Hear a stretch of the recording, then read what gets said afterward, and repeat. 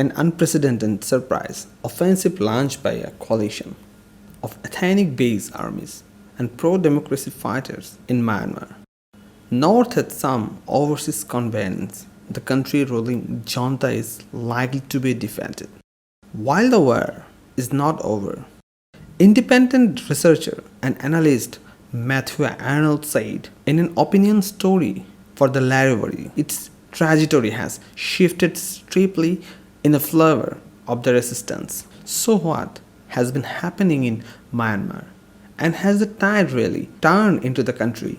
Long-running civil war. Myanmar has been in turmoil since in military ousted a government led by the Nobel Peace Lecturer Aung San Suu Kyi in 2021 COP, ending a decade of tentative democratic reform and triggering widespread protest. In various parts of this country, democracy activists have been taken alongside ethnic military insurgents who have been batting for self-determination for decades.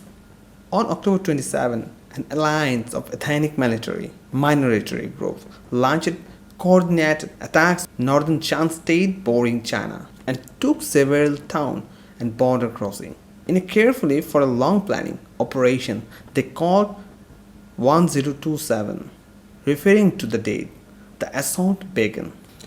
The Three Brotherhood Alliance, as the group is known, said the objective was to safeguard the lives of civilians, assert outright to self-defense, maintain control over our territory, respond resolutely to ongoing artillery attacks and airstrike by the junta.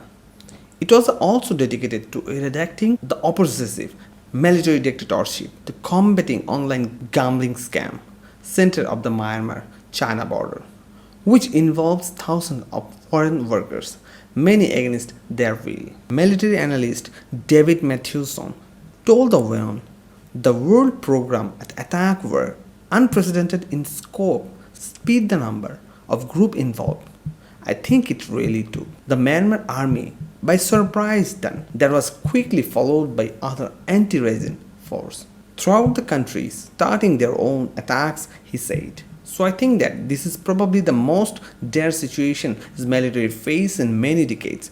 Probably since independence in 1948, China, which is significant influence in the area, had been pressing the junta's shutdown to the scam operation that target and enslaved Chinese citizens, particularly in the Kokeng autonomous region in northern Shan state. Some analysts and diplomats say it is unlikely the operation in 1027 offensive could have been carried out without Chinese blessing.